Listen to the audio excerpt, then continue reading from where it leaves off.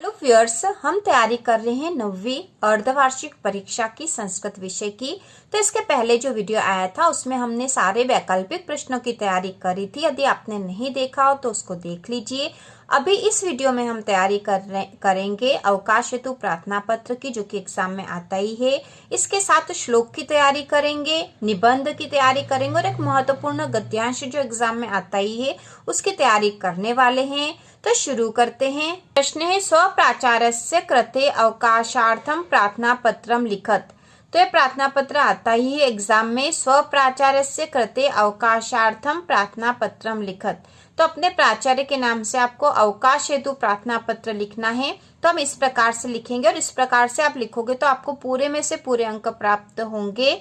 तो हम लिखते हैं, प्रतिह श्रीमन्तः प्राचार्य महोदयः शासकीय मॉडल विद्यालय मध्य प्रदेश। तो यहाँ पर शासकीय मॉडल विद्यालय के स्थान पर आपको अपनी स्कूल का नाम यहाँ लिखना है। उसके बाद हम लिखेंगे विषय अवकाशार्थम प्रार्थना पत्रम। तो यह जो विषय यहाँ पर प्रश्न में ही हमें दे रखा, अवकाशार्थम प्रार्थना पत्रम, यहीं से लिख लेना है।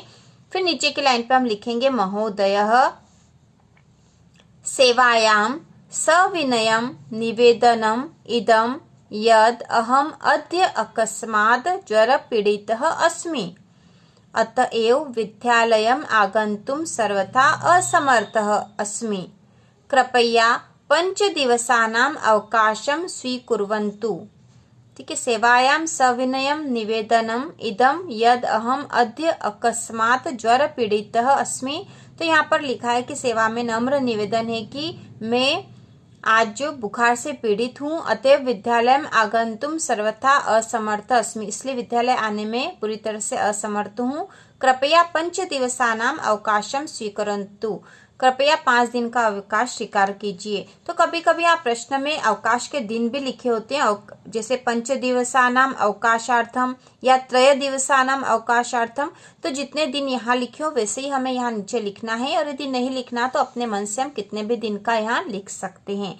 इसके बाद हम लिखेंगे दिनांक, और उसके नीचे भवदीय शिष्य और अपनी कक्षा आपको लिखनी है।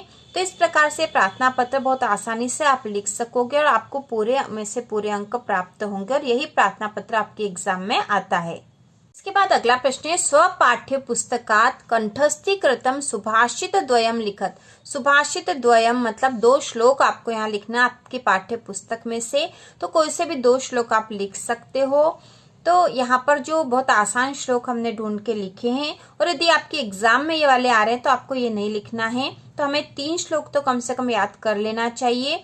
तो पहला है, प्रिय वाक्य प्रदानेन सर्वे तुष्यन्ति जन्तवः तस्माद् तदेव वक्तव्यम वचने का दरिद्रता। दूसरा है, व्रतम यत्नेन संरक्षेद वित्तमेपि च याति च अक्षिणो वित्ततः क्षिणो वृत्तस्ततु हतो हत। इसके बाद तीसरा श्लोक है, गुणा गुणगेषु गुणा भवन्ति ते निर्गुणं प्राप्य भवन्ति दोषाः आस्वाद्य तोयाः प्रवन्ति नद्य समुद्रमासाद्य भवन्त्यपेयाः। तो इस प्रकार से 3 श्लोक आपको याद कर लेने हैं, क्योंकि 2 श्लोक लिखने के लिए एग्जाम में आते हैं। इसके बाद अगला प्रश्न जो एग्जाम में आता है वह निबंध का होता है। तो निबंध में हम तैयार कर रहे हैं अस्माकम देश, जो कि बहुत ही महत्वपूर्ण है। तो इसके सबसे सरल 10 पॉइंट यहाँ पर हमने लिखे हैं। तो पहला, भारतवर्षः अस्माकं देशः अस्य भूमिः विविध रत्नानां जननी अस्ति, अस्य प्राकृतिकी शोभा अनुपमा अस्ति, हिमालयः अस्य प्रहरी अस्ति, एषः उत्तरे मुकुटमणि इव शोभते, अस्माकं देशो अपि विशालः अस्ति, अस्य भूमिः शस्यश्यामलाः अस्ति, अस्माकं देशे अनेके प्रदेशाः सन्ति, अस्माकं देशे अनेकाः भाषाः सन्ति, भारत भूमिः अस्माकं माता अस्ति। तो इस प्रकार से अस्माकम देशः का सबसे सरल निबंध है। पूरे में से पूरे अंक प्राप्त होंगे यदि आप इसी तरह से लिखोगे तो। इसके बाद अगला निबंध है महाकवि कालिदासः। तो महाकवि कालिदासः संस्कृत भाषायाः श्रेष्ठतमः कविः अस्ति, सः कविकुल शिरोमणिः अस्ति, कालिदासेन त्रीणि नाटकानि मालविकाग्निमित्रं विक्रमोर्वशीयम् अभिज्ञानशाकुन्तलं च कालिदासेन द्वे महाकाव्यं रघुवंशं कुमारसम्भवं च कालिदासेन द्वे गीतिकाव्यं मेघदूतं ऋतुसंहारं च कालिदासस्य प्रकृतिचित्रणम् अतीव रम्यम् अस्ति। चरित्रचित्रणे कालिदासः अतीव पटु अस्ति। कालिदासः महाराज विक्रमादित्यस्य सभाकविः आसीत्। कालिदासस्य साहित्ये काव्यसौन्दर्यं रसनिरूपणं च सर्वत्र दृश्यते। अयं महाकवि कालिदास संस्कृत साहित्ये अद्वितीयं स्थानं धारयति। तो इस प्रकार से हमने निबंध, श्लोक और प्रार्थना पत्र तैयार कर लिया आपकी। इसके बाद हम तैयारी करेंगे गद्यांश की। तो प्रश्न होगा अधोलिखितम गद्यांशम पठित्वा प्रश्नानाम उत्तराणि संस्कृत भाषायां लिखत। तो गद्यांश पढ़कर प्रश्नों के उत्तर हमें संस्कृत भाषा में लिखने हैं यहीं से।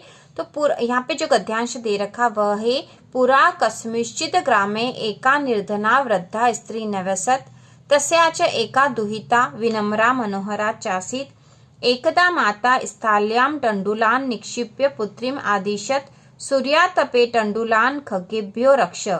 किञ्चित् कालादनन्तरम् एको विचित्रकाकः समुड्डीय तस्याः समीपम् अगच्छत्।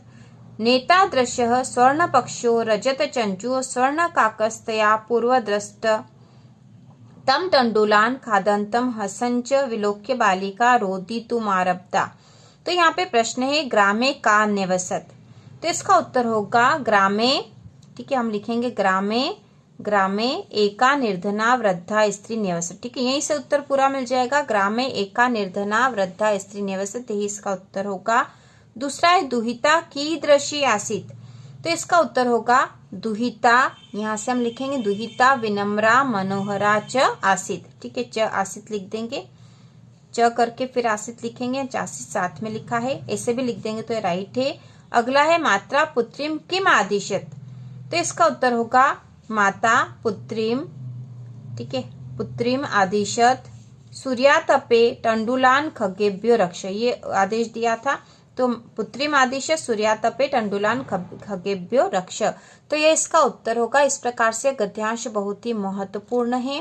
तो इस प्रकार से गद्यांश आपके एग्जाम में आएगा। गद्यांश में से एक क्वेश्चन आता है और एक पद्यांश में से आता है, जिसमें श्लोक आते हैं, उसके नीचे प्रश्न दे रखे होते हैं। तो अगले वीडियो में हम गद्यांश और पद्यांश मतलब श्लोक जो आने वाले और उसके नीचे जो प्रश्न आएंगे उसकी तैयारी करेंगे।